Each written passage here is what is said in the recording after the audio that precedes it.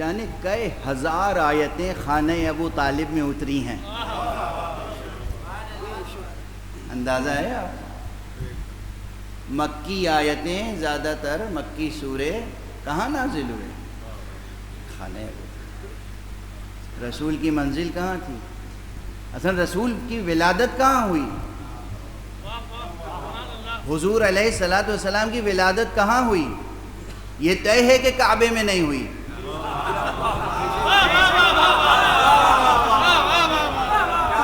کوئی ایک ضعیف سے ضعیف قول بھی نہیں ہے کہ کعبے میں ولادت پیغمبر ہے۔ پھر کہاں ہے؟ مجھے یاد آ گیا بے اختیار، اسی منبر سے شاید 15-16 برس پہلے کہہ چکا ہوں، اور وہ یہ ہے کہ حضور کی ولادت کعبے میں نہیں ہوئی۔ راز کیا ہے؟ سبب کیا ہے؟ اس فقیر کی سمجھ میں جو بات آتی ہے وہ یہ کہ حضور کی حیثیت کیا ہے؟ اس کائنات کے سب سے بڑے معلم توحید ہیں مصطفیٰ۔ یہ حضور کی شایان شان نہیں تھا کہ وہ ایسی جگہ پیدا ہوں جہاں پہلے سے 360 بت رکھے ہوئے ہوں۔ چشم مشیت نے مکے پہ نظر ڈالی، کہیں وہ گھر مل جائے جہاں کوئی بت نہ نظر آئے۔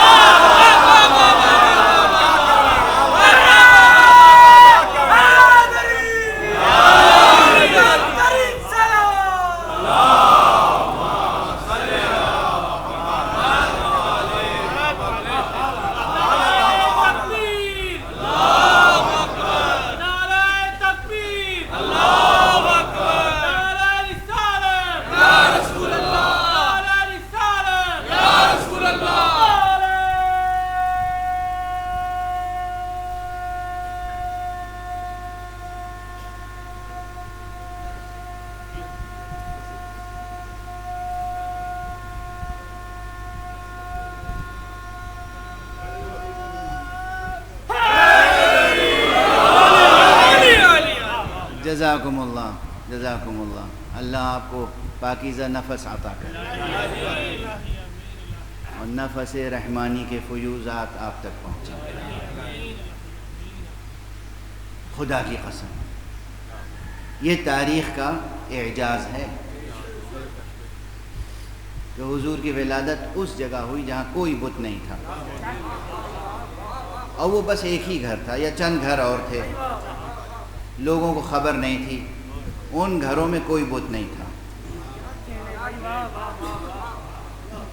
یہ معمولی بات نہیں۔ بھئی خانہ کعبہ کے دروازے تو سب کے لیے کھلے ہوئے تھے نا، مجبوری تھی، تو جس کا جی چاہتا تھا لے جا کے بت رکھ دیتا تھا اپنے خاندان کا۔ ابو طالب کا گھر ابو طالب کا گھر تھا، ابو طالب کی اجازت کے بغیر کوئی جا نہیں سکتا تھا اس میں، تو مجال کس کی تھی کہ وہاں بت رکھ دیتا؟ جہاں کوئی بت نہیں تھا وہاں توحید کا سب سے بڑا معلم پیدا ہوا، اور پھر پیغمبر پیدا ہوئے تو یوں ہی پیدا ہوئے تھے۔ جناب آمنہ بنت وہب کے ساتھ بھی قریش کے گھرانوں اور قریش کی خواتین کی رشک کی اور حسد کی وہی کیفیت تھی جو جناب خدیجۃ الکبریٰ اور جناب فاطمہ بنت اسد کے ساتھ رہی، کیونکہ جو نور تھا پیشانی عبداللہ میں، اس نور کی خاطر کتنے تھے جو چاہتے تھے کہ اس نور کے حصے دار ہم بن جائیں، لیکن جب جناب آمنہ بنت وہب اس نور کی امانت دار ٹھہریں تو پھر رشک و حسد درمیان میں آ گیا اور تنہا چھوڑ دیا گیا۔ اب جب وقت ولادت تھا تو ظاہر ہے کہ ازرو احکام ظاہریہ مدد کی ضرورت ہوتی ہے۔ گھر ابو طالب کا ہے اور وہاں حوران بہشتی کا نزول ہو رہا ہے، جنت سے حوریں نازل ہو رہی ہیں، اور جنت سے جناب مریم تشریف لا رہی ہیں، اور جنت سے جناب آسیہ تشریف لا رہی ہیں، اور وہ مخدرات عصمت و طہارت تشریف لا رہی ہیں کہ جن کو اللہ سبحانہ و تعالیٰ نے اذن دیا کہ جاؤ آمنہ کی مدد کرو. محمد کی ولادت ہے صلی اللہ علیہ وآلہ.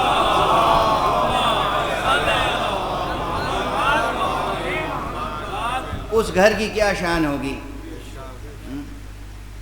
اب میں ظاہر چھوٹی چھوٹی باتیں چھوٹی چھوٹی مثالیں بھی دینی پڑتی ہیں نا بچوں کے لیے. کسی صاحب کے گھر پہ کسی کنٹری کے پریسیڈنٹ صاحب آ جائیں, یوں ہی آ جائیں, تب بھی وہ کتنا ناز کرے گا. میرے گھر آئے تھے, حالانکہ کوئی حیثیت نہیں ہے آپ کی, لیکن آپ کے گھر آئے تھے, آپ ناز کریں گے. اتنی سی مثال کافی ہے. کوئی بھی اہم شخصیت آ جائے, کراچی میں کسی مومن کے گھر پر کبھی حضرت آیت اللہ العظمیٰ سیستانی تشریف لے آئیں تو کتنا ناز کرے گا. رہبر عالی قدر آیت اللہ العظمیٰ خامنئی کہیں تشریف لے آئیں, کتنا ناز کرے گا وہ, کسی کے گھر آ جائیں. اب مکے میں حضرت ابو طالب کا گھر ہے اور وہاں جبرائیل آ رہے ہیں.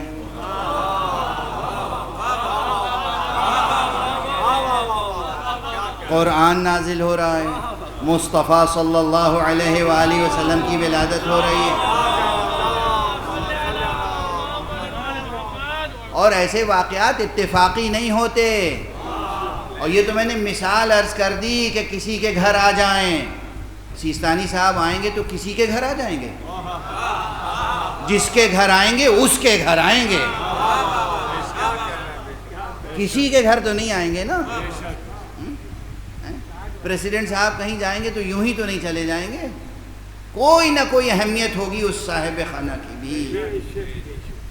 تو بس یاد رکھیے کہ جس آغوش تربیت میں مصطفیٰ صلی اللہ علیہ وآلہ وسلم کو حق سبحانہ و تعالی نے سپرد کیا تھا, اس کی کبھی توہین نہ کیجئے گا, یہ بھی توہین رسالت ہوگی.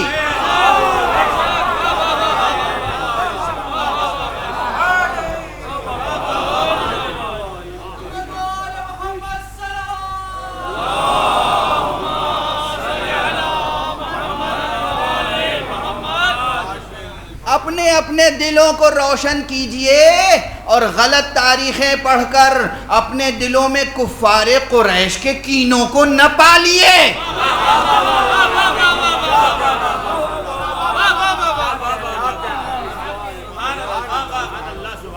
کفار قریش کو حسد تھا ابو طالب سے. کفار قریش ابو طالب کے دشمن تھے. کیوں؟ اس لیے کہ یہ خاتم النبیین کا حمایتی بنا ہوا ہے. کفار قریش کو ابو طالب سے کیا شکایت تھی؟ سب حضرت ابو طالب کو سید بطحا کہتے تھے, سید و سردار مانتے تھے, سید و سردار مانتے تھے. تمام مشرکین و کفار, مومنین و مشرکین, سب بت پرست اور غیر بت پرست, سب ابو طالب کو سید و سردار مانتے تھے. پھر اگر دشمنی پیدا ہوئی تو کس بات پر؟ کیا جناب ابو طالب نے کسی کی خیانت کی تھی؟ کوئی خون کیا تھا؟ کسی کی امانت واپس نہیں کی تھی؟ کسی کو کوئی اذیت پہنچائی تھی؟ کوئی الزام ہے ابو طالب پر سوائے ایک الزام کے محمد کے لیے سینہ سپر رہتے تھے. تو انہیں بغض تھا ابو طالب سے, آپ کو کس لیے ہے؟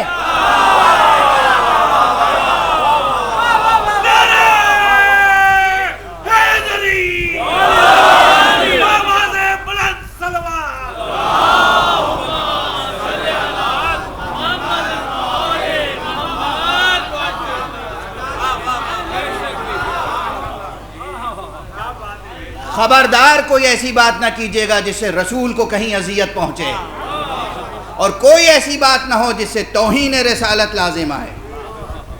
رسول اللہ محمد رسول اللہ صلی اللہ علیہ وآلہ.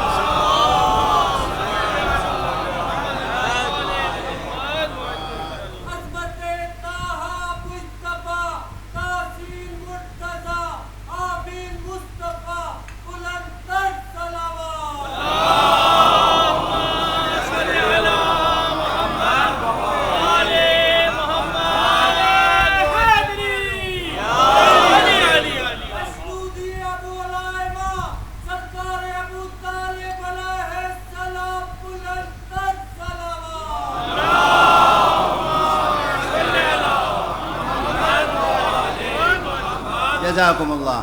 وقت گزر گیا.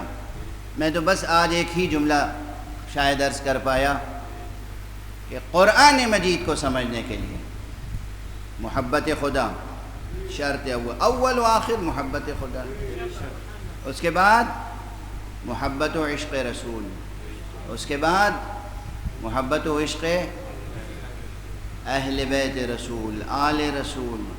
یہ جہاں نہیں ہے وہ انسان قرآن کا ہو ہی نہیں سکتا. اس سے قرآن کا کیا رشتہ ہے؟ یعنی ابتداءً و انتہاءً، آغاز یا انجام، حدوثاً و بقاءً. قرآن مجید نازل ہوا کس پر؟ قلب پیغمبر پر. جاتے جاتے پیغمبر نے قرآن مجید سپرد کس کے کیا؟ وصیت پیغمبر یاد کریں نا. انی تارک فیکم الثقلین کتاب اللہ و عطرتی اہل بیتی. میں جا رہا ہوں تمہارے درمیان دو چیزیں چھوڑ کر، قرآن اور عطرت، اور یہ دونوں ایک دوسرے سے جدا نہیں ہوں گے. قرآن نہ مصطفیٰ سے جدا ہو سکتا ہے نہ آل مصطفیٰ سے. تو جو مصطفیٰ اور آل مصطفیٰ کا وفادار نہ ہو، کچھ ہو سکتا ہے، اہل قرآن نہیں ہو سکتا.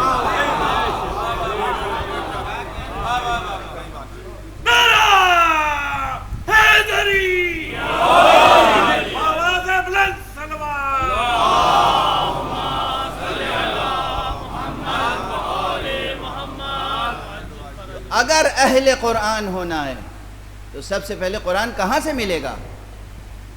پریس سے، بک شاپ سے، لائبریری سے نہیں.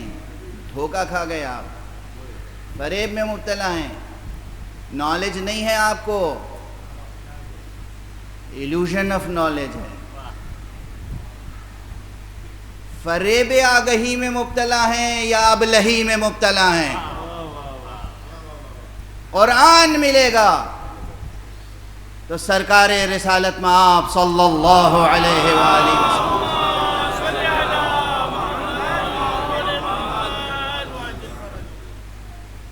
اس لیے ایسی کوئی تفسیر معتبر نہیں ہو سکتی جو اس التزام کے ساتھ لکھی جائے کہ اس میں سب کچھ تو ہو مگر کہیں رسول اور آل رسول کا ریفرنس نہ آئے. وہ تفسیر قرآن نہیں ہے، تفسیر بالرائے ہے. وہ تفسیر بالرائے ہے، تفسیر قرآن نہیں ہے. تفسیر قرآن وہی ہوگی جس میں رسول کا بار بار تذکرہ ہو. اور اب پھر ایک جملہ عرض کر دوں، یہ جملہ ضرور ماضی میں بھی عرض کر چکا ہوں متعدد بار، اور مستقبل میں بھی عرض کرتا رہوں گا ہمیشہ، کہ قرآن مجید اللہ سبحانہ و تعالی نے ایسی صنعت میں نازل کیا ہے. یہ صنعت، یہ ادبی اصطلاح کے طور پر بھی استعمال کر رہا ہوں، بلکہ زیادہ غالب جنبہ وہی ہے. علوم بلاغت میں، فنون بلاغت میں ایک علم ہے، علم بدیع، جس میں صنائع اور بدائع سے بحث ہوتی ہے. یعنی آپ اپنے کلام کو کس طریقے سے سجا کر پیش کریں کہ زیادہ سے زیادہ مؤثر ہو جائے. یہ جملہ یاد رکھیے گا. کلام سجاتا کیوں ہے انسان؟ تاکہ سامع اسے پوری جاذبیت سے قبول کرے. اپنی تقریر کو، تحریر کو، شاعری کو، نثر کو انسان کیوں سجاتا ہے؟ تاکہ پڑھنے والا، سننے والا جذب ہو جائے اس میں. تو اللہ سبحانہ و تعالی نے قرآن کو نازل کیا ہے ایسی صنعت میں کہ متن قرآن سیرت مصطفیٰ سے جدا ہو نہیں سکتا.